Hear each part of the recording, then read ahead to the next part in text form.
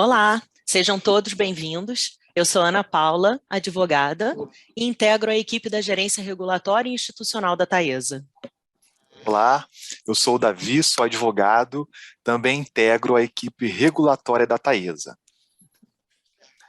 Esse painel tem como título Desmistificando a Regulação, temas relevantes. E dentro desses temas relevantes, nós temos três principais assuntos, que são a estratégia regulatória, os leilões de transmissão e a renovação dos contratos de concessão. Em relação ao primeiro tópico, que trata da estratégia regulatória, é importante nós fazermos uma breve introdução, para que todos compreendam melhor o que será apresentado a seguir. E nessa introdução nós abordaremos algumas questões como o que é uma concessão de serviço público de transmissão, qual é o prazo, como é estabelecida a receita, quem paga e o que é a regulação. Uma concessão de serviço público de transmissão nada mais é do que a transferência de uma atividade que deveria ser exercida pelo Estado, ou seja, pelo poder público, para um terceiro. O poder público transfere para um terceiro, através de uma delegação, mediante uma justa remuneração e por um prazo determinado, a responsabilidade do exercício de uma atividade que deveria ser exercida por ele próprio. Qual é o prazo dessas concessões?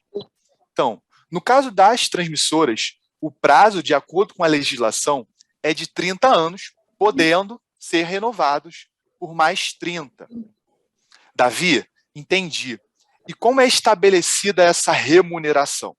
Então, no caso das transmissoras, a remuneração é estabelecida através de processos licitatórios, que são os leilões, Nesses leilões, as empresas interessadas na prestação de serviços, nas prestações de serviços, apresentam as suas ofertas, e vence a empresa que aceitar, ou seja, que se comprometer a prestar esse serviço pela menor remuneração. Davi, entendi. E quem paga essa remuneração? Então, essa remuneração é paga por um condomínio, que nada mais é do que um conjunto de usuários ligados à rede básica do sistema de transmissão. Um ponto importante é que a receita das transmissoras ela é garantida, porque ela não é remunerada através de demandas, mas sim através da disponibilização das instalações. Davi, entendi essa parte. E a regulação? O que é essa parte? O que é esse ponto? Então, a regulação nada mais é do que um conjunto de regras, um conjunto de normas que devem ser observadas pelas concessionárias para que seja mantido o nível de operacionalização, de eficiência dessa concessão, que, como eu disse, na sua essência, deveria ser prestada pelo Estado. E, além disso, as transmissoras elas devem observar todas essas regras, essas normas, para que elas se mantenham em conformidade, de acordo ali com todos os parâmetros estabelecidos pelas agências reguladoras. De forma geral, é isso que nós queríamos falar um pouquinho sobre essa parte introdutória da nossa estratégia regulatória. Agora eu vou passar a palavra para a Ana, para ela falar mais um pouquinho sobre esse tema. Ana, é com você. Obrigada, Davi. Bem, após esses conceitos muito bem colocados pelo Davi, a gente pensa como que podemos acolher essa regulação internamente na Taesa a ponto de continuamente aprimorarmos nosso negócio. Sabendo que a regulação vem ficando cada vez mais sofisticada, com seus procedimentos transparentes e exigentes, até mesmo como reflexo da evolução das tecnologias, a Taesa adota uma visão proativa com relação do regulador. Então, internamente, ela adota a estratégia de quê? De envolver os departamentos internos no estudo da regulação. Além disso, nós atuamos ativamente nos debates para o aprimoramento da regulação nas associações ligadas ao segmento de transmissão. Com isso, entendemos que a estratégia regulatória adotada pela Taesa, com o compartilhamento do conhecimento, nós contribuímos para decisões gerenciais mais inteligentes e, consequentemente, seguras regulatoriamente. E o que isso faz?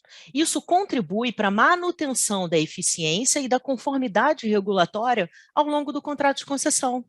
Minimiza, por exemplo, os efeitos das ações fiscalizatórias da ANEEL, que cada vez estão mais com base em evidências, ou até mesmo contém descontos de parcelas variáveis à nossa receita. Assim, a estratégia regulatória que hoje a Taesa adota, ao afetar positivamente as decisões gerenciais, afeta o planejamento estratégico da Taesa e fomenta nosso negócio cada vez mais. Quanto ao tema estratégia regulatória, era essa a visão geral que queríamos passar. Agora eu vou voltar a fala para o Davi, para ele começar a abordar nosso segundo tema, que são os leilões de transmissão. Davi, por favor. Obrigado, Ana.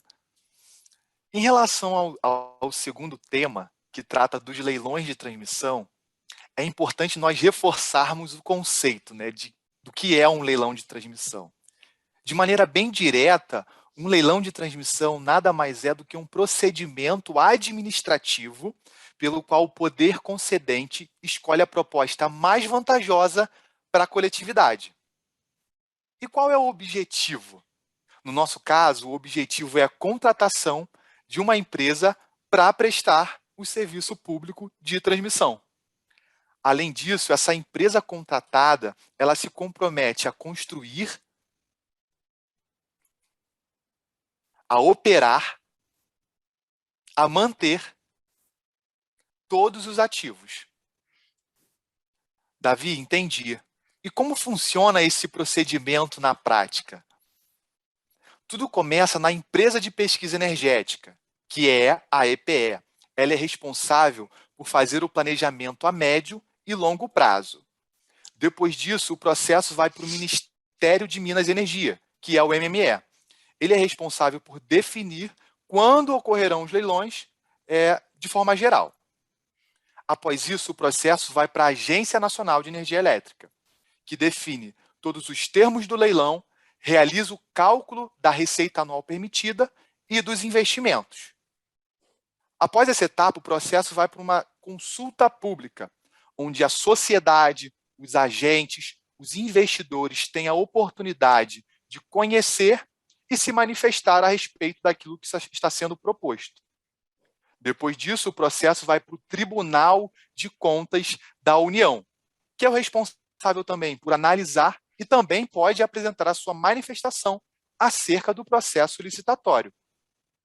E, por fim, o processo volta para a ANEEL, que é a empresa vai lá, a agência, perdão, ela vai, publica o aviso de licitação e o edital. Davi, entendi. E depois dessa publicação, como é que funciona? Quem vence? Como dito lá na introdução, vence a empresa que se comprometer com a prestação de serviço pelo menor valor.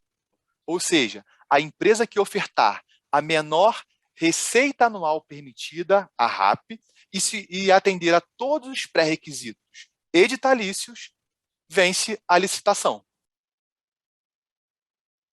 E após a divulgação do edital, o que acontece?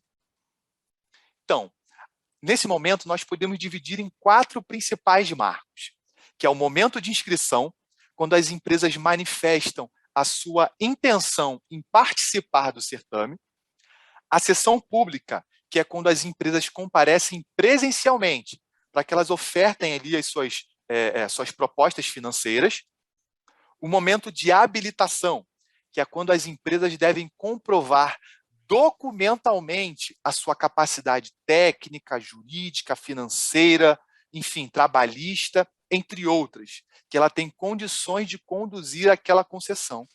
E, por último, a assinatura do contrato de concessão, que é a última etapa, antes do início da prestação dos serviços. Um ponto bem importante. A Taesa ela tem uma excelente expertise nos processos licitatórios. E de todos os leilões que ela participou, sempre foi plenamente habilitada em todas as etapas do processo. E sobre esse ponto, nós temos os dois últimos tópicos, que é a evolução dos editais e o horizonte.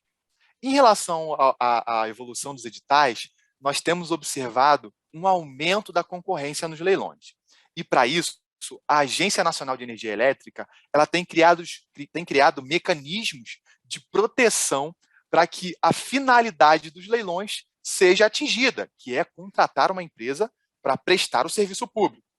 Nas últimas versões dos editais, a ANEEL colocou alguns exemplos, né, de mecanismos de proteção.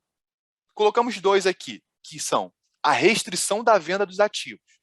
Quer dizer que as empresas que vencem o processo só podem vender os ativos após a entrada em operação comercial dos empreendimentos. Isso quer dizer que o empreendimento só pode ser vendido após a sua total conclusão da construção. Outro ponto que a ANEEL trouxe foi o aumento de deságio. Quanto maior for o deságio, maior deve ser a garantia. Isso quer dizer que quanto mais agressiva for a proposta financeira apresentada, maior também devem ser as garantias apresentadas pelas proponentes.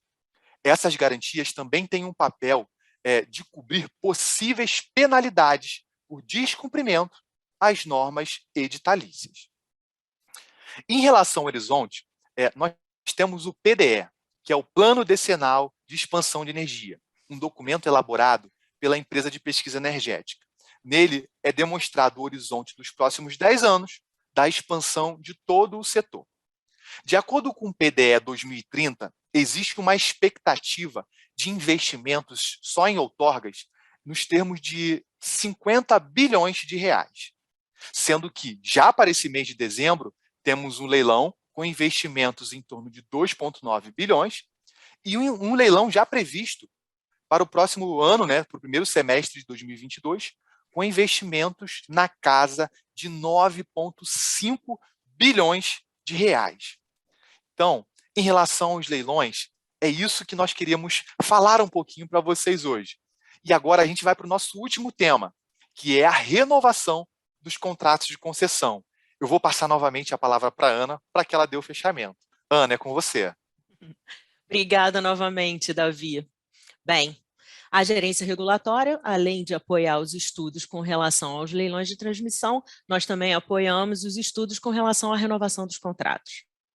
Como todos sabem, a Taesa é uma composição de contratos de concessão que tem a possibilidade de serem renovados. A renovação é um direito previsto em lei.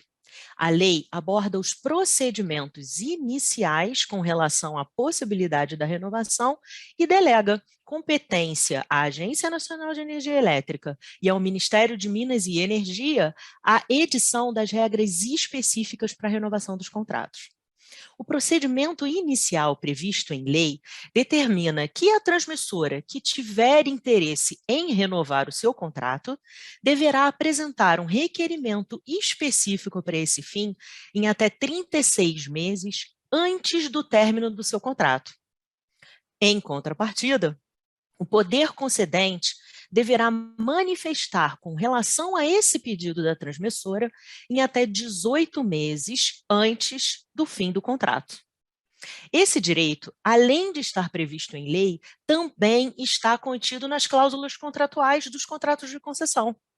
Internamente, em todos os contratos de concessão da Taesa, essas cláusulas já foram todas mapeadas. Aqui é importante mencionar que as primeiras concessões licitadas vão alcançar o seu fim daqui a 8 anos, ok?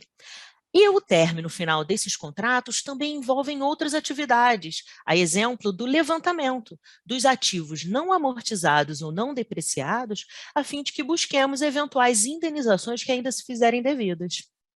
A gerência regulatória ela já vem acompanhando a evolução desses debates no mercado em geral. Porém, é provável que as regras específicas que serão editadas pela Agência Nacional de Energia Elétrica e o Ministério de Minas e Energia só venham a ser apresentadas em momento bem próximo à possibilidade da renovação do contrato. Bem, eram esses os 3 temas relevantes que nós preparamos para abordar aqui, ao vivo, para vocês. Além desses 3 temas, a gerência regulatória também apresentou 5 vídeos pequenos que tratam de temas regulatórios que possam ser de seu interesse e que estão disponíveis aqui na plataforma. A gente espera ter contribuído um pouquinho com o debate sobre a regulação, e eu não sei, Davi, se tem mais algum ponto a acrescentar, algum comentário?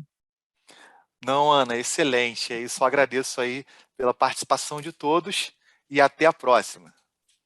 Até a próxima, pessoal.